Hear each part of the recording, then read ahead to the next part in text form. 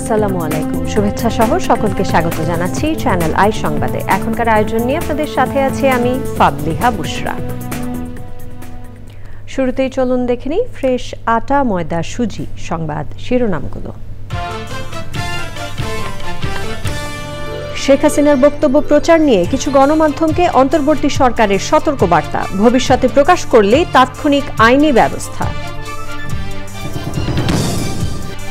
গুম খুনের শিকার স্বজনদের পরিবারের কান্না বন্ধে অন্তর্বর্তী সরকার ব্যর্থ, বললেন মির্জা ফখরুল। শেখ হাসিনার বিচার এই মাটিতেই হতে হবে মন্তব্য। অন্তর্বর্তী সরকারের ঘোষিত সময়ে নির্বাচনে আপত্তি নেই জামায়াতের, জানালেন সেক্রেটারি জেনারেল। যেন তেনভাবে হলে মানুষ মেনে নেবে না, সতর্কতা। নিখোঁজ হওয়ার পরদিন মুন্সিগঞ্জে মেঘনা নদী থেকে সিনিয়র সাংবাদিক বিভু রঞ্জনের মরদেহ উদ্ধার, মৃত্যুর কারণ উদ্ঘাটনে তদন্ত করছে পুলিশ। এবং সবুজে সাজায় বাংলাদেশ স্লোগানে প্রকৃতি ও জীবন ক্লাবের Chittagong cantonment public school and কলেজে বৃক্ষরোপণ ও বিতরণ, দায়িত্বশীল নাগরিক গড়ার প্রত্যয়।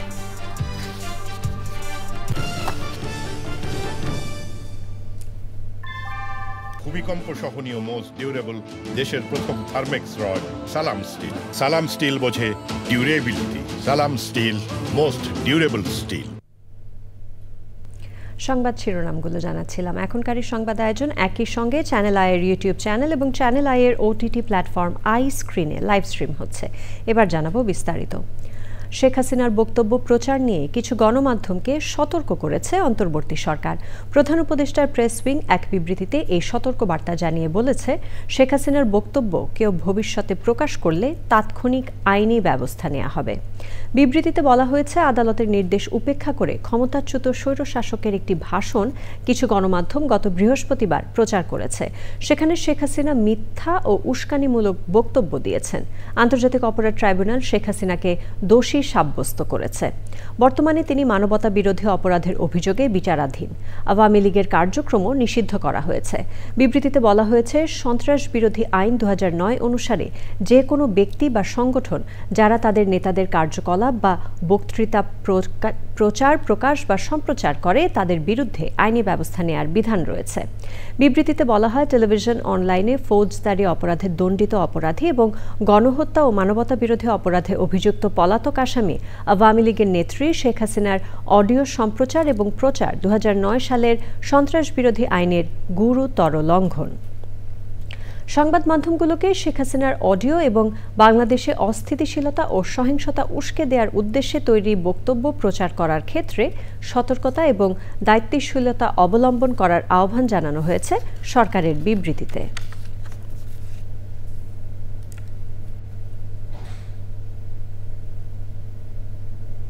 মির্জা ফখরুল ইসলাম আলমগীর বলেছেন, গুম খুনের শিকার স্বজনদের পরিবারের কান্না বন্ধে বর্তমান অন্তর্বর্তী সরকার ব্যর্থ হয়েছে। এজন্য সরকারকে জবাবদিহি করতে হবে। গুম ও খুনের জন্য শেখ হাসিনার বিচার এ মাটিতেই হতে হবে। গুম খুনের বিচার নিশ্চিতে বিএনপি নির্বাচন চায় বলেও মন্তব্য করেন মির্জা ফখরুল। মইনুল হাসানের রিপোর্ট। আন্তর্জাতিক গুম দিবসকে সামনে রেখে আওয়ামী শাসনামলে গুম হওয়া ব্যক্তিদের স্মরণে মায়ের ডাকের আয়োজনে জাতীয় সংসদ ভবনের দক্ষিণ প্লাজায় মানববন্ধন ও প্রদর্শনী।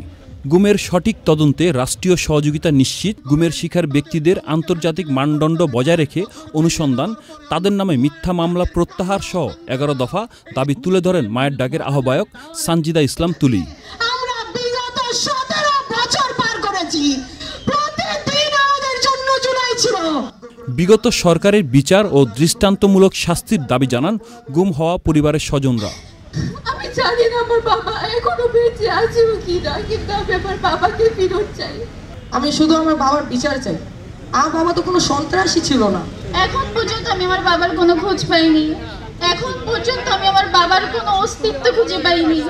অনুষ্ঠানের প্রধান অতিথি বিএনপির মহাসচিব মির্জা ফখরুল ইসলাম আলমগীর ছাত্র জনতার অভ্যুত্থানের পর গুম হওয়া বিচারের দৃশ্যমান অগ্রগতি না হওয়ায় অন্তর্বর্তী সরকারের সমালোচনা করেন। অন্তর্বর্তী যে সরকার, তারা সম্পূর্ণ ব্যর্থ হয়েছে এই গুম কমিশনকে পাবলিক নিয়ে আসার, পাবলিক শুনানি করার। তারা ব্যর্থ হয়েছে এই শিশুগুলো, তাদের আত্মীয়দের, তার মায়েদের, তার ভাইদের যে কান্না, সেই কান্নাকে বন্ধ করার। গুম খুনের জন্য শেখ হাসিনাকে দায়ী করেন বিএনপির মহাসচিব। বিএনপি ক্ষমতায় গেলে মানবতা বিরোধী সব ঘটনার বিচার নিশ্চিতের প্রতিশ্রুতি দেন তিনি। হাসিনা এই হত্যাকাণ্ডগুলোর জন্য দায়ী, হাসিনা এই গুমের জন্য দায়ী, সুতরাং হাসিনার বিচার অবশ্যই হতে হবে, এই দেশের মাটিতে হতে হবে এবং তার সর্বোচ্চ শাস্তি হতে হবে। মির্জা ফখরুল ইসলাম আলমগীর গুম হওয়া পরিবারের স্বজনদের পাশে সবসময় থাকার অঙ্গীকার করেন। Monirul Hasan, channel I, Dhaka. বাংলাদেশ জামায়াতে ইসলামীর সেক্রেটারি জেনারেল অধ্যাপক মিয়া গোলাম পারওয়ার বলেছেন, অন্তর্বর্তী সরকার ঘোষিত সময়ের মধ্যে নির্বাচন করলে আপত্তি নেই জামায়াতের, তবে কাঠামোগত সংস্কার ও বিচার প্রক্রিয়ার দৃশ্যমান অগ্রগতি ছাড়া যেন-তেন নির্বাচন হলে দেশের মানুষ তা মেনে নেবে না। জামায়াত প্রাথমিকভাবে ৩০০ আসনের জন্য প্রস্তুতি নিলেও ভবিষ্যতে সমমনা দলগুলোর সঙ্গে নির্বাচনী জোট বা আসন সমঝোতা হতে পারে। আক্তার হোসেনের রিপোর্ট।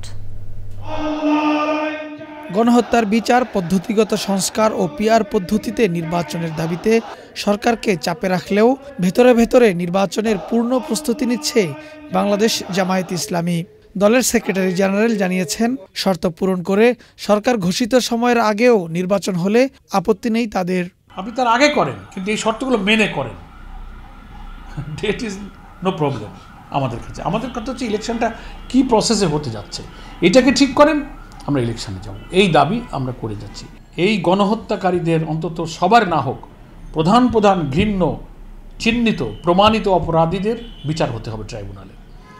দৃশ্যমান না হলে আর সংস্কার করা এই জুলাই চার্টার ভিত্তিতে যদি আইন করে ভোট না হয়, তো সেই ভোট এই জনগণ মানবে না, এটা আমরা বলেছি, এবং সেটা কখনোই সুষ্ঠু ভোট হবে না, ওটা আরেকটা ফ্যাসিবাদের জন্ম দেবে।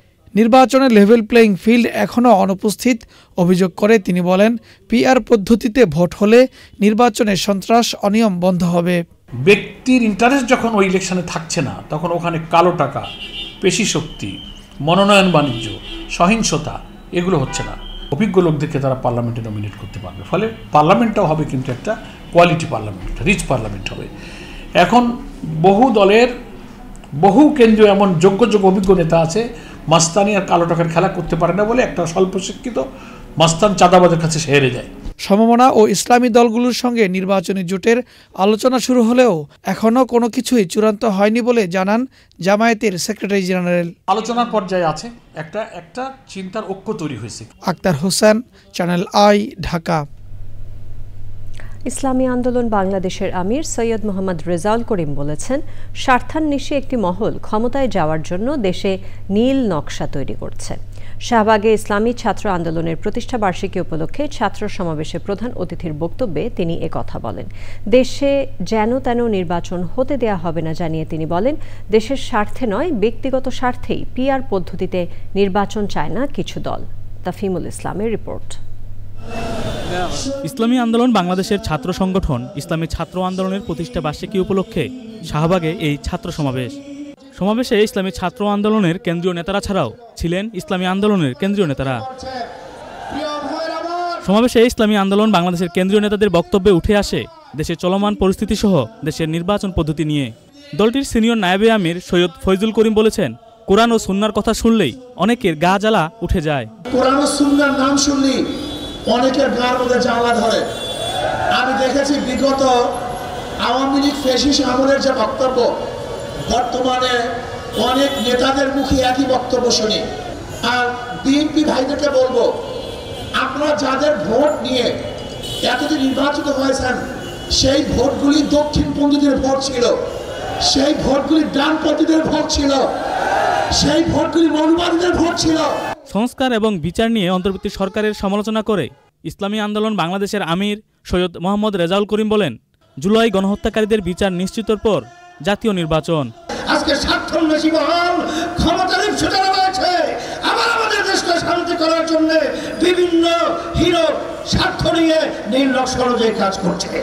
এই ৫৩ বছরে যে পদ্ধতিতে নির্বাচন হয়েছে, এই নির্বাচনের মাধ্যমেই ফ্যাসিস্ট তৈরি হয়েছে, খুনি তৈরি হয়েছে, চাঁদাবাজ তৈরি হয়েছে, আমাদের দেশের টাকা বিদেশে প্রচার হয়েছে।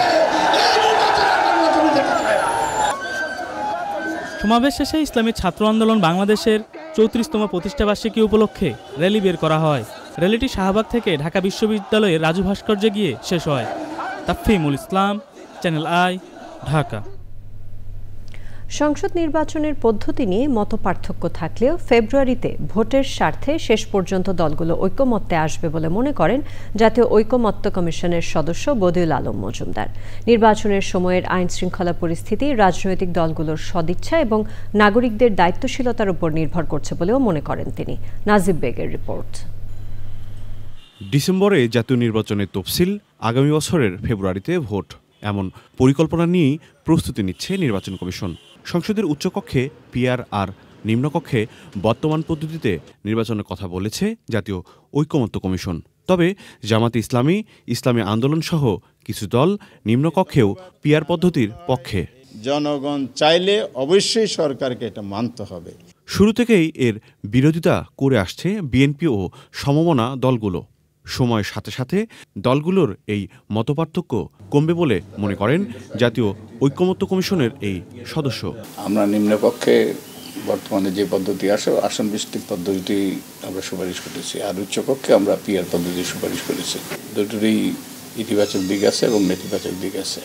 কোনো কোনো গণমাধ্যমে যে এটা খণ্ডিত আমার বক্তব্য দিয়ে যে ভুল বুঝাবুঝি সৃষ্টি করার চেষ্টা করেছে। ফেব্রুয়ারিতে যে সময়সীমা নির্ধারণ করা হয়েছে সেই সময় যাতে নির্বাচনটা অনুষ্ঠিত হয়, সেই জন্য আমি আশা করি আমাদের সবগুলো রাজনৈতিক দল মেনে নেবে এবং আমরা সাম্প্রতিক পাব। সংসদ নির্বাচনে বড় চ্যালেঞ্জ হবে আইনশৃঙ্খলা নিয়ন্ত্রণে রাখা। তবে বদিউল আলম মজুমদারের মতে এ বিষয়ে সংশ্লিষ্টদের করতে হবে দায়িত্বশীল আচরণ। রাজনৈতিক দলগুলো যদি সদাচরণ করে, তাদের প্রার্থীরা যদি ছলে বলে কলে কৌশলে নির্বাচনী বৈতরণী পার হওয়ার জন্য বদ্ধপরিকর না হয়, তাহলে তো ওই একদল পাহারাদার বসানো কম গুরুত্বপূর্ণ হবে। নির্বাচন কমিশন সহ নির্বাচনের সাথে যুক্ত সবারই দায়বদ্ধতার আওতায় থাকা উচিত বলে মনে করেন বদিউল আলম মজুমদার। নাজিব বেগ, চ্যানেল আই, ঢাকা। মুন্সিগঞ্জের গজারিয়ার বলাকির চর এলাকায় মেঘনা নদী থেকে ভাসমান অবস্থায় নিখোঁজ সিনিয়র সাংবাদিক বিভুরঞ্জন সরকারের মরদেহ উদ্ধার করা হয়। শুক্রবার বিকেল 4:45টার দিকে কলাগাছিয়া নৌফাঁড়ির পুলিশ মরদেহটি উদ্ধার করে। বিভুরঞ্জনের ছেলে ঋত সরকার ও ভাই চিররঞ্জন সরকার শুক্রবার রাত 9:45টার দিকে মুন্সিগঞ্জ জেনারেল হাসপাতালের মর্গে মরদেহ শনাক্ত করেন। 71 বছর বয়সী বিভুরঞ্জন সরকার দৈনিক আজকের পত্রিকার জ্যেষ্ঠ সহকারী সম্পাদক হিসেবে কর্মরত ছিলেন। বৃহস্পতিবার সকাল 10টার দিকে রাজধানীর সিদ্ধেশ্বরীর বাসা থেকে বেরোনোর পর তার খোঁজ পাওয়া যাচ্ছিল না। তার মোবাইল ফোন বাসায় রেখে গিয়েছিলেন। এর মধ্যে একটি অনলাইন সংবাদ মাধ্যমে খোলা চিঠি শিরোনামে বিভুরঞ্জন সরকারের একটি লেখা প্রকাশ করা হয়। সেখানে বলা হয়, বৃহস্পতিবার সকাল 9:15টায় চিঠিটি তিনি তাদের মেইল করেছিলেন। জীবনের শেষ লেখা হিসেবে এটা ছাপাতে পারেন। ফুটনোট দেয়া ওই লেখায় বিভুরঞ্জন সরকার দীর্ঘ সাংবাদিকতা জীবনের গুরুত্বপূর্ণ নানা ঘটনা, বর্তমান অন্তর্বর্তী সরকার ও গণমাধ্যম পরিস্থিতি, নিজের ও ছেলের অসুস্থতা, মেডিকেল পাস সরকারি কর্মকর্তা মেয়ের উচ্চতর পরীক্ষায় ফেল করা, বুয়েট থেকে পাশ করা ছেলের চাকরি না হওয়া এবং নিজের আর্থিক দৈন্য নিয়ে হতাশার কথা উল্লেখ করেন।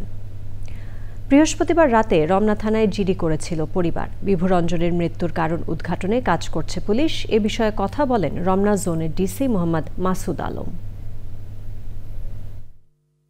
আমরা আমাদের মতো করে কাজ করা শুরু করি। বিশেষ করে আমরা তার বাসা থেকে বের হওয়ার থেকে যে সিসি ক্যামেরা এবং আশেপাশের যেগুলো আমরা এগুলো যাচাই বাছাই করতেছি। আমরা অলরেডি চেক করেছি বাসা থেকে সে অন ফুটে মানে পায়ে হেঁটে বের হয়ে গেছে, একাকি বের হয়ে গেছে। একটা ফাঁড়ি আছে, সেটা হচ্ছে মুন্সিগঞ্জের গজারিয়া এলাকায় কলাগাছিয়া। এইখানকার ওরা একটা বডি এরকম এই ভাসমান অবস্থায় নদী থেকে রিকভার করেছে।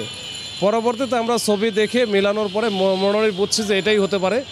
তো এইটা তাদের ফ্যামিলিকে জানানো হয়েছে, ফ্যামিলিকে দেখানো হয়েছে, তারা মোটামুটি প্রাথমিকভাবে এটা শনাক্ত করেছে। সবুজে সাজায় বাংলাদেশ স্লোগানে দেশজুড়ে সবুজায়নের অংশ হিসেবে চট্টগ্রামের ঐতিহ্যবাহী বিদ্যাপীঠ ক্যান্টনমেন্ট পাবলিক স্কুল অ্যান্ড কলেজে বৃক্ষরোপণ ও বিতরণ করেছে প্রকৃতি ও জীবন club. Mobile network operator company বাংলালিংকের সহায়তায় এ আয়োজনে গাছ চেনা, গাছ নিয়ে আবৃত্তি ও নাচসহ নানা কর্মকাণ্ড হয়েছে। দায়িত্বশীল ভবিষ্যৎ নাগরিক তৈরিতে এমন উদ্যোগ কার্যকর ভূমিকা রাখবে বলে আশা প্রকাশ করেন বিশিষ্টজনেরা। চৌধুরী ফরিদের তথ্যে মুশাহিদ রনের রিপোর্ট। হোক প্রত্যয় আজকে মোদের গর্ব সবুজ ধারা, গাছের ছায়ায় শীতল হবে ঘুচবে ক্লান্তি জরা। অগুন্তি প্রাণের এই ধরা শোভিত হয়েছে বিচিত্র প্রজাতির বৃক্ষের সমাহারে। গাছে গাছে সবুজ রঙে ভরবে মাটি যখন। ভিন্ন ভিন্ন উদ্ভিদের যেমন রয়েছে আলাদা আলাদা রূপ, তেমনি রয়েছে বাহারি গুণের সম্ভার। নিরাপদ আবাস নিশ্চিতের প্রত্যয়ে নতুন প্রজন্মকে প্রকৃতি বান্ধব নাগরিক হিসেবে গড়ে তুলতে দেশের বাণিজ্যিক রাজধানী খ্যাত চট্টগ্রামে প্রকৃতি ও জীবন ক্লাবের উদ্যোগে এবং বাংলালিংকের সহযোগিতায় ব্যাপক বৃক্ষায়ন।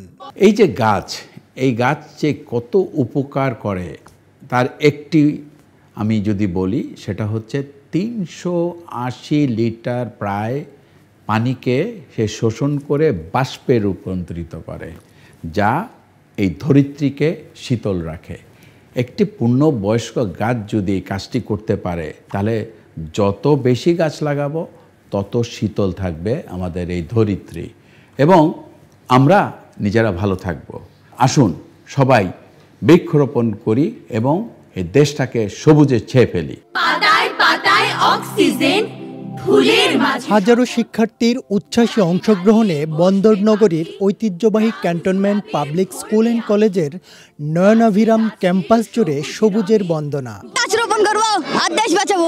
গাছ রোপণ করবো যাতে পরিবেশ কম দূষিত হয়। গাছগুলোকে এমন জায়গায় রাখতে হবে যেখানে রোদের আলো পড়ে। গাছ হচ্ছে আমাদের খুব ভালো বন্ধু।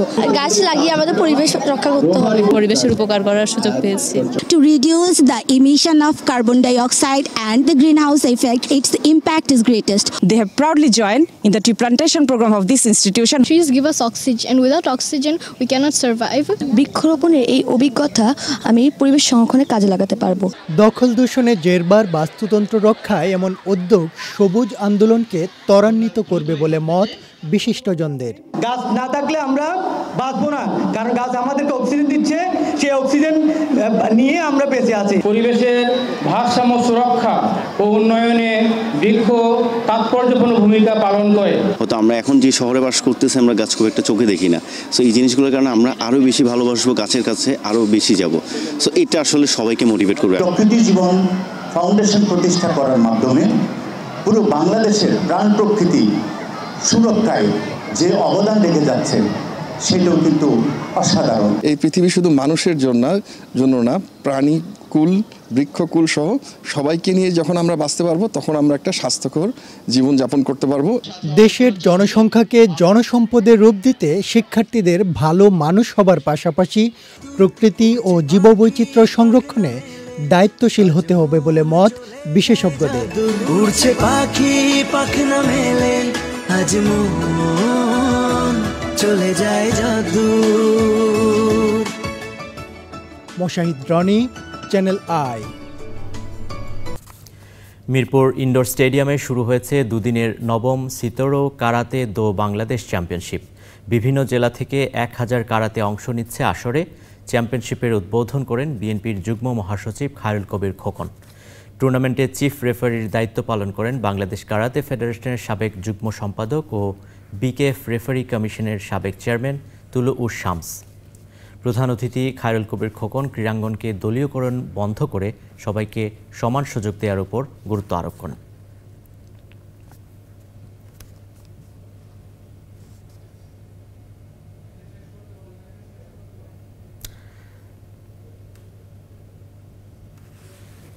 দর্শক, এই ছিল আজকের আই স্পোর্টসে। ফিরছি বুশরার কাছে। আরিফ, ধন্যবাদ আপনাকে। এবার জানাবো অন্যান্য খবর। রাজধানীর ভাটারা এলাকার নতুন বাজার থেকে সাইদনগর রাস্তার বেহাল দশায় কয়েক বছর ধরে দুর্ভোগ পোহাচ্ছেন স্থানীয়রা। এলাকাবাসীরা বলছেন, মানববন্ধন করার পাশাপাশি কর্তৃপক্ষকে স্মারকলিপি দেওয়ার পরও রাস্তার উন্নয়নে কোনো কার্যকর উদ্যোগ দেখা যায়নি। মির্জা ইমতিয়াজের রিপোর্ট।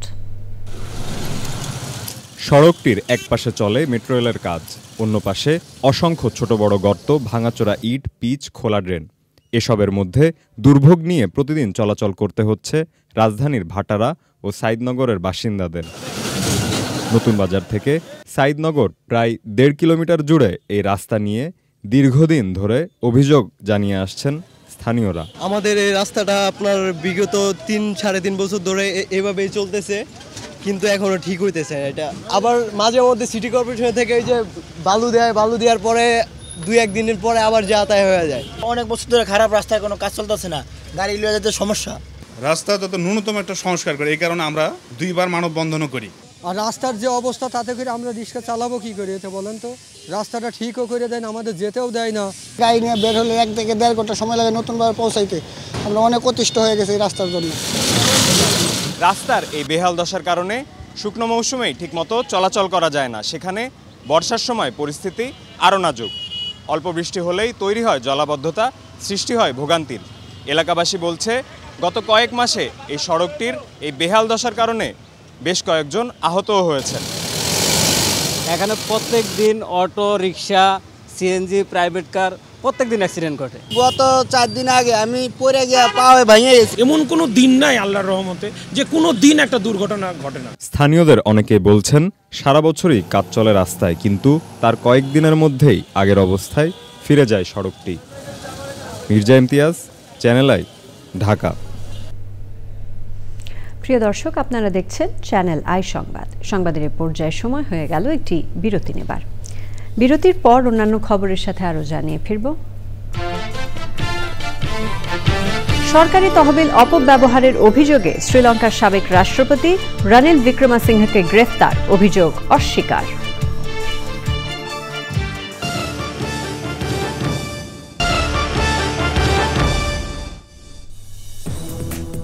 বিরতির পর সাথে থাকার জন্য ধন্যবাদ সবাইকে।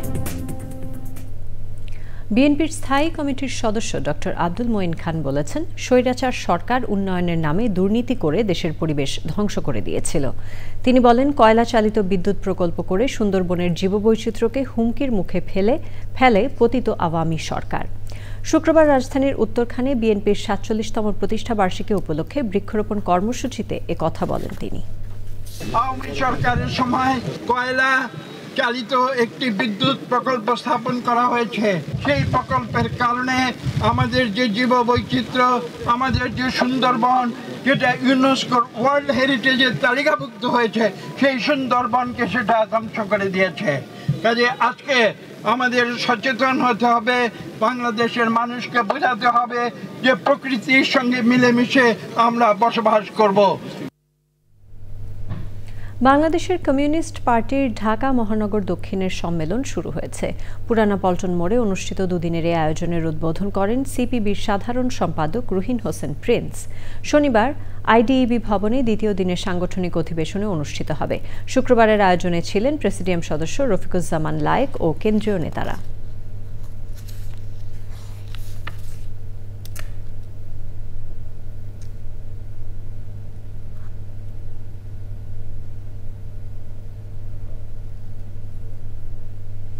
লক্ষ্মীপুরের রামগতির আলেকজান্ডার মডেল সরকারি উচ্চ বিদ্যালয়ে উপজেলা ও পৌর বিএনপির দ্বিবার্ষিক সম্মেলন হয়েছে। সম্মেলনে বিএনপির যুগ্ম মহাসচিব শহীদ উদ্দিন চৌধুরী অ্যানি বলেছেন, তারেক রহমানের নেতৃত্বে বাংলাদেশ গড়তে হবে। এটাই চ্যালেঞ্জ, এটা অঙ্গীকার। তিনি নেতাকর্মীদের বলেন, কেউ নেতা হয়ে মোড়লগিরি করবেন, এসব থেকে সরে আসতে হবে। সম্মেলনে আরও ছিলেন বিএনপি চেয়ারপারসনের রাজনৈতিক উপদেষ্টা আবুল খায়ের ভূঁইয়া, জেলা বিএনপির সদস্য সচিব শাহাবুদ্দিন সাবু এবং অন্যরা। যারা শহীদ হয়েছে, যারা গুম হয়েছে, যারা খুনের শিকার হয়েছে, এই পরিবারগুলোর দায়িত্ব আমাদেরকে সবাইকে নিতে হবে না? জাতীয় ঐক্যমত্যের সরকার যদি হয়, অবশ্যই সবার দায়িত্ব এই পরিবারগুলোর পাশে দাঁড়ানো। যশোরে মুন্সি মেহেরুল্লাহ ময়দানে জেলা গণ অধিকার পরিষদের আয়োজনে গণসমাবেশ হয়েছে। প্রধান অতিথির বক্তব্যে দলটির সভাপতি নুরুল হক নূর বলেন, আওয়ামী লীগ আর দেশের জন্য উপযোগী নয়, দেশে আওয়ামী লীগের আর ফিরে আসার সুযোগ নেই। তিনি বলেন, পুরনো ব্যবস্থা দিয়ে নতুন রাষ্ট্র গঠন সম্ভব নয়, তাই নির্বাচন নয়, আগে দরকার রাষ্ট্র সংস্কার। বিএম আশিকুর রহমানের সভাপতিত্বে আরও বক্তব্য রাখেন গণ অধিকার পরিষদের সিনিয়র সহ সভাপতি ফারুক হাসান, খুলনা বিভাগীয় সাংগঠনিক সম্পাদক আশিক ইকবাল এবং অন্যরা।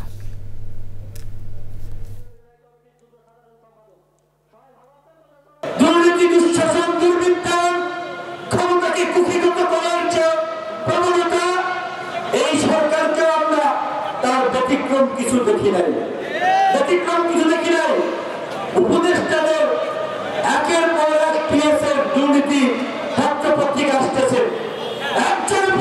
পদত্যাগ করে নাই, কারণ ক্ষমতাকে সবাই ভোগ করতে চায়। এবারে নিটোল টাটা আন্তর্জাতিক সংবাদ।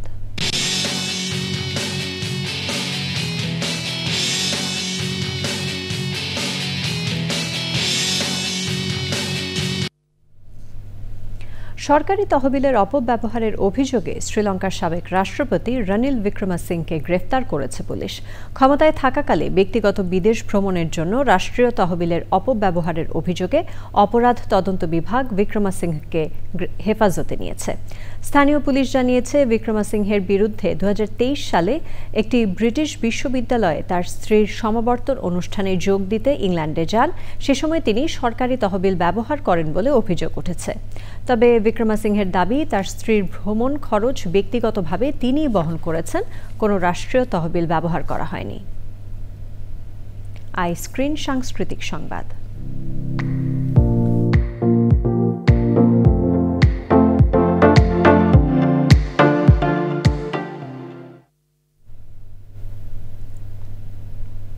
বেঙ্গল শিল্পালয়ে শুরু হলো নাসির আলী মামুনের শতবর্ষে সুলতান শিরোনামে বিশেষ আলোকচিত্র প্রদর্শনী। মাসব্যাপী এ প্রদর্শনীতে উঠে এসেছে এসএম সুলতানের নড়াইলের গ্রামীণ জীবন থেকে শুরু করে শেষ জীবনের নানা মুহূর্ত। প্রদর্শনীটির আয়োজন করেছে বেঙ্গল ফাউন্ডেশন ও এইচএসবিসি বাংলাদেশ। সুলতানা হিমোর রিপোর্ট। মাটি ও নিসর্গের সঙ্গে মিশে থাকা এক মহিরুহ প্রয়াত চিত্রশিল্পী এসএম সুলতান, যার শিল্পী সত্তা জুড়ে ছিল মামাটি প্রকৃতির এক অনবদ্য গল্প। কৃত্রিম জীবনের ধারে না থেকে বারবার অরণ্যের কাছেই ফিরে গেছেন কিংবদন্তি এই শিল্পী। তারই সে জীবনকে নিঃশব্দে ক্যামেরায় তুলে এনেছিলেন গুণী আলোকচিত্রী নাসির আলী মামুন। তার সে ছবি নিয়েই শুরু হলো বিশেষ আলোকচিত্র প্রদর্শনী শতবর্ষে সুলতান। পরিকল্পিতভাবে করি নাই, আমি মনে করেছি যে এসএম সুলতান এমন একজন মানুষ যার উপরে কাজ করা যায় এবং যার সমকক্ষ কেউ নাই এই উপমহাদেশ। সন্ধ্যায় বরেণ্য চিত্রশিল্পী এসএম সুলতানের জন্মশতবর্ষ উপলক্ষে বেঙ্গল ফাউন্ডেশন ও এইচএসবিসি বাংলাদেশ আয়োজিত এই প্রদর্শনীর উদ্বোধন করা হয়। শিল্প মনা মানুষের মিলন মেলায় পরিণত হয় প্রদর্শনী। প্রকাশিত হয় স্মারক ক্যাটালগ সিডিং দ্য সোল। কৃষিটাকে বর্ধিত করে উনি সেটাকে পরিস্ফুট করতেন, অর্থাৎ সাধারণ মানুষ যারা খেটে খায় তাদের চিত্রটাকে কিন্তু তাকে নিকট থেকে দেখেছেন এবং যখন সুলতান সম্পর্কে মামুন বলতে থাকেন, লিখতে থাকেন, তখন তিনি গভীরভাবে আবেগতাড়িত হয়ে তিনি বলতে থাকেন। তার যে এই অমূল্য চিত্রকর্ম বা যেটা বলা হয় আলোকচিত্রগুলি এখানে স্থান পেয়েছে সুলতানের জীবন সম্পর্কে এবং তার জীবন ধারা বা জীবন যাত্রা সম্পর্কে একটি ধারণা আপনারা পাবেন।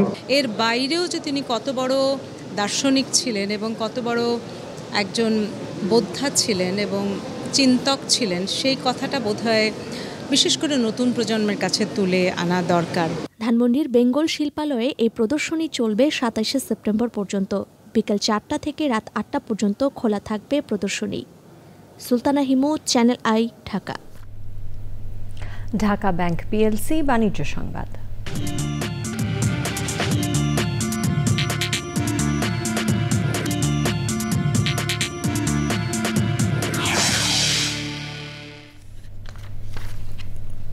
ভারত থেকে চাল আমদানি শুরুর পরও বাজারে দাম কমছে না। ব্যবসায়ীরা বলছেন, আমদানির পরিমাণ আরও বাড়লে চালের দাম কমতে পারে। বর্ষা মৌসুম হওয়ায় বাজারে সবজির দামও চড়া। বেশিরভাগ সবজির কেজি 80 টাকার বেশি। মুরগির ডিম 140 থেকে 150 টাকা ডজন। আবারও সময় হয়ে গেল একটি বিরতি নেবার। বিরতির পর অন্যান্য খবরের সাথে আরও জানিয়ে ফিরব। কুমিল্লার পদুয়ার বাজারে লরির নিচে চাপা পড়ে একই পরিবারের 4 জন নিহত। উল্টো পথে আসা বাসের কারণে এই দুর্ঘটনা বলছে পুলিশ।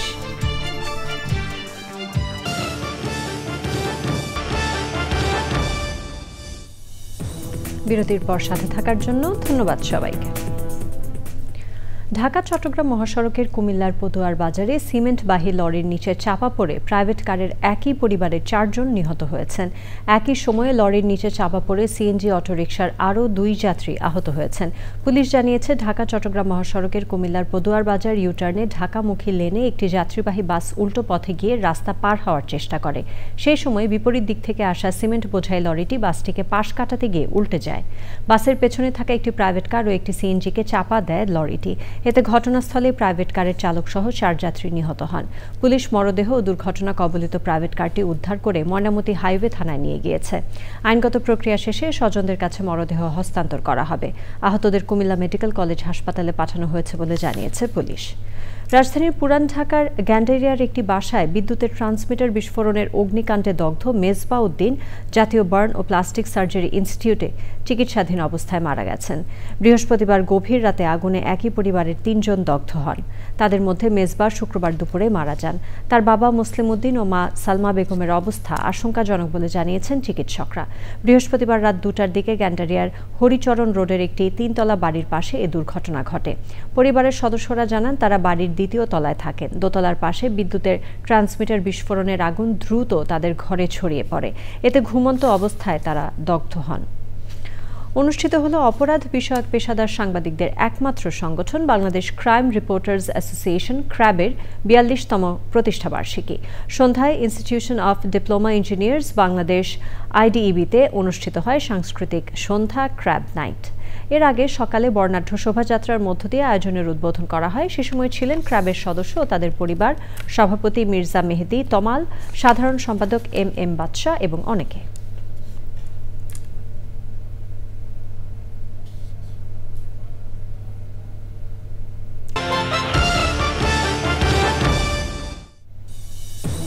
বিরতির পর আবারও আমন্ত্রণ চ্যানেল আই সংবাদে। শেরপুরে গারো পাহাড় রক্ষায় পাহাড় ও টিলা কাটা এবং বন নিধন রোধ জনসচেতনতা সৃষ্টির লক্ষ্যে ক্যাম্পেইন কর্মসূচি শুরু করেছে জেলা প্রশাসন। এ উপলক্ষে সীমান্তবর্তী এলাকায় র্যালি, আলোচনা সভা, প্রচারপত্র বিতরণ, মাইকিং এবং সচেতনতামূলক সাইনবোর্ড টাঙানো হয়েছে। এছাড়া পরিবেশের জন্য ক্ষতিকর ইউক্যালিপটাস ও আকাশমণি গাছের চারা উৎপাদন ও বিক্রি বন্ধে সচেতনতামূলক কর্মসূচি গ্রহণ করা হয়েছে।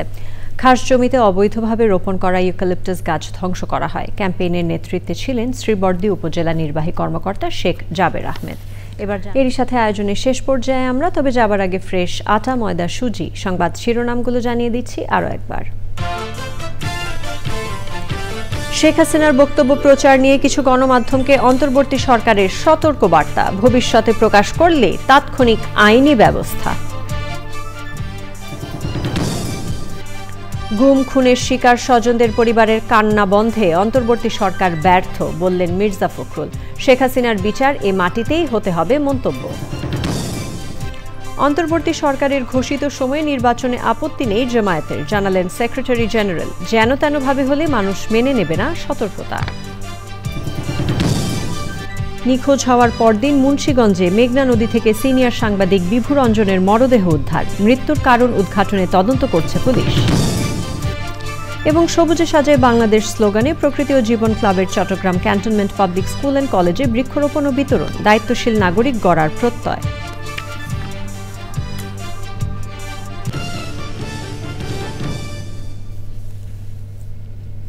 চ্যানেল আই সংবাদের এখনকার আয়োজন এ পর্যন্তই। এতক্ষণ আমাদের সাথে থাকার জন্য ধন্যবাদ সবাইকে।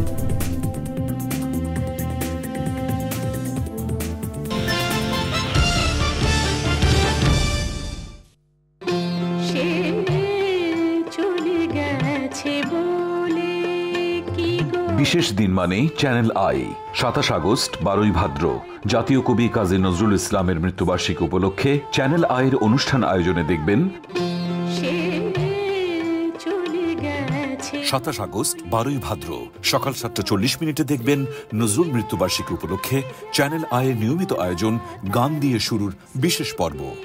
তুমি সুন্দর তাই যে থাকি প্রিয় মোদের স্বপনে মম মন ভবনে জাগো পরে জাফরানি ঘাগরি চলে সে রাজের পরে সে চলে গেছে। 27 আগস্ট 12ই ভাদ্র সকাল 11:30 দেখবেন নজরুল মৃত্যুবার্ষিকী উপলক্ষে চ্যানেল আই স্টুডিও থেকে সরাসরি সম্প্রচার সরাসরি নজরুল। প্রযোজনা আমিরুল ইসলাম। আমি চিরতরে দূরে চলে যাব তবু আমারে দেব না ভুলিতে। সবচেয়ে বড় কথা হচ্ছে নজরুল প্রথমত তিনি একজন প্রথম বাঙালি কবি যিনি অসাম্প্রদায়িক।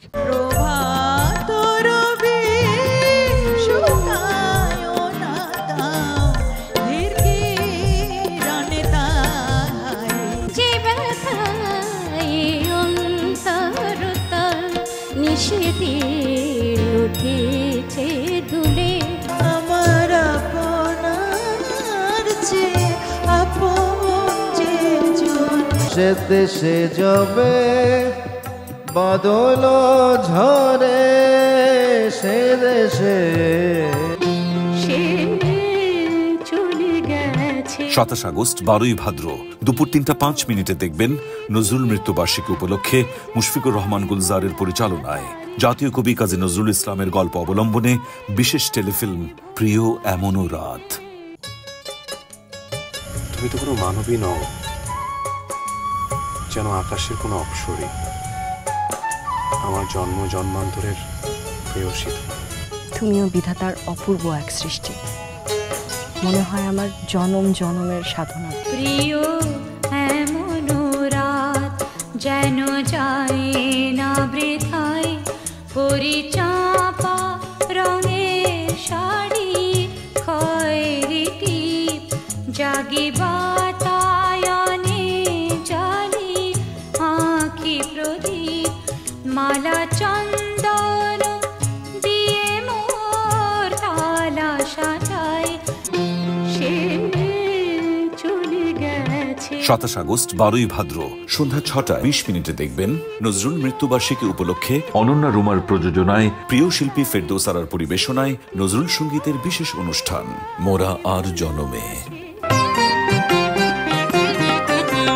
বন্তমালের ঝুলনাতে কিশোরী কিশোর দোলে, বন্তমালের ঝুলনাতে কিশোরী কিশোর তেপান্তরের মাঠে মধু হে একা বসে থাকি, তুমি যে পথ দিয়ে গেছো চলে তারি ধুলা মাখি হে একা বসে থাকি। 28 আগস্ট 13ই ভাদ্র রাত 10:15 দেখবেন নজরুল মৃত্যুবার্ষিকী উপলক্ষে মুকিত মজুমদার বাবুর পরিকল্পনা পরিচালনা ও উপস্থাপনায় বিশেষ অনুষ্ঠান নজরুল সাহিত্যে প্রকৃতি।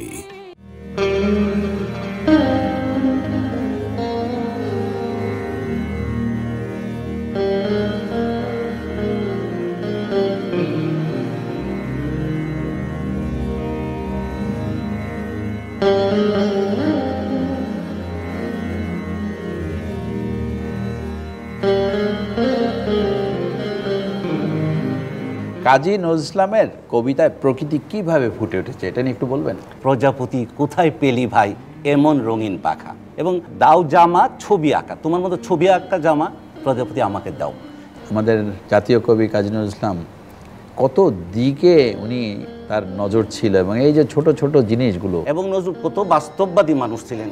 তরুণের সাধনা যে প্রবন্ধ, সেখানে নজরুল বলেছেন আমরা আমাদের পৃথিবী আমাদের মতো করিয়া গড়িয়া লইব, এই হোক তরুণের সাধনা।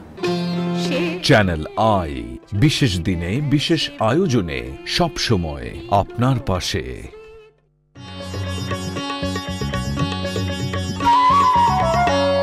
আপনারা দেখছেন চ্যানেল আই। সুপ্রিয় দর্শক, চ্যানেল আইয়ের অনুষ্ঠান আয়োজনে এখন আপনারা দেখবেন আজকের সংবাদপত্র। পরিচালনা করেছেন কাজল ঘোষ। মেয়ের বিদায়ের দিন বাবা রেস্ট নিতে পারে, তুই টেনশন করিস না মা।